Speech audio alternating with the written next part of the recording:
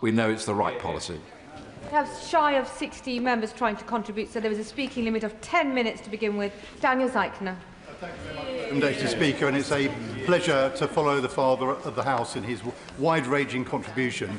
I think he's perhaps slightly more optimistic about the ability to achieve consensus across the front benches than sadly I might be, but I think his point about intergenerational unfairness is absolutely right. Let me start by recognising the hard work of the Treasury team and the work they've put in to this budget against what I think is a very challenging international backdrop, particularly around trade issues. And can I particularly welcome what I think is the long overdue measures on council tax for more valuable properties. Of course, no one wants to pay more tax, of course, but there are some of us who appreciate that public services and the public realm need to be properly funded.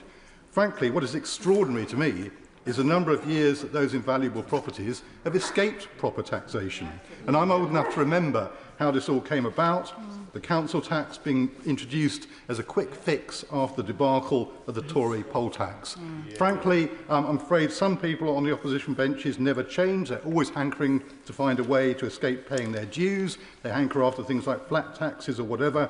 But after 30 years of not making their contribution, I'm absolutely delighted that it's this government that's finally cracking down on this unfairness. And there are many other aspects to this budget that I strongly welcome. Many of my Cambridge constituents commute into London, and the freeze on regulated rail fares, including season tickets, will be widely welcomed. But I also wish to say a few things about what the money raised in the budget is spent on. Because in my experience, both as an MP and a former minister, is it wasn't just the council tax system that the Tories broke in the 1990s, it went much wider. The fragmentation and privatisation of so much of our public realm has turned out, in my view, not only to cost us financially, but contributes to the gloom that has descended on what is still a rich and successful country. Private affluence alongside public decay does not make for a happy society. And in the limited time I have, I'll cite a few examples I've come across over the previous few weeks. The chaos in our prison and justice systems goes back in no small part to the disastrous policies pursued by Chris Grayling in his misguided attempts to privatise the probation service, from which, in my view, it has never fully recovered. And the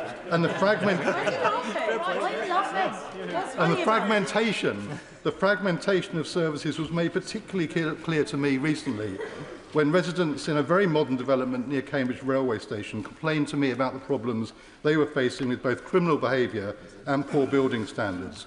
Now, the housing associations turned out in force to meet me. It's amazing what a visit from an MP will do. And they told me about the labyrinth of organisations involved in these issues. At least 2 councils, the police, those responsible for developing the building, those responsible separately for maintaining the building, those responsible for fire safety. How could anyone come to a sensible solution with all that? I came away very clear on one thing. No one seemed to take responsibility overall, and as a consequence, the residents have got a very poor deal.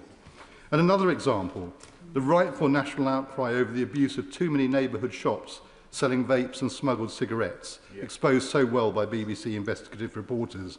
And I can't be the only one who wondered why it seems so hard to enforce the law when it's being flouted in plain sight. So I asked the House of Commons Library for some statistics on what's happened to trading standards officers over the years. And guess what? In 2010, local authorities spent just under £172 million per annum. By 2020, that had fallen to just over £103 million and only recovered a little to £117 million by 2024. Now, they're not the only agencies involved, I understand that, but no wonder they struggle to respond. And it's certainly not a criticism of trading standards officers. They do a remarkable job, given how they've been starved of resources. So, Madam Deputy Speaker, my conclusion is that this budget is a really good start in difficult circumstances, but that we've got a huge way to go in rebuilding the public realm so that we have a country which feels safe and secure for everyone. Putting back together what has been broken apart is not easy nor quick. It's much easier to break things than to put them back together again. We've had decades of destruction from the party opposite that frankly would only be made worse by the party that goes by the name Reform. But they too ought to go to trading standards because it's a false prospectus. They're not about reforming the country, they're about breaking it. I'm confident that people will increasingly recognise that. So I urge my Treasury colleagues to stand firm rebuild not just our economy, but the communities in which we all live, whatever our circumstances. Oliver Dowden. Thank you, Madam Deputy Speaker, and may I begin by referring members to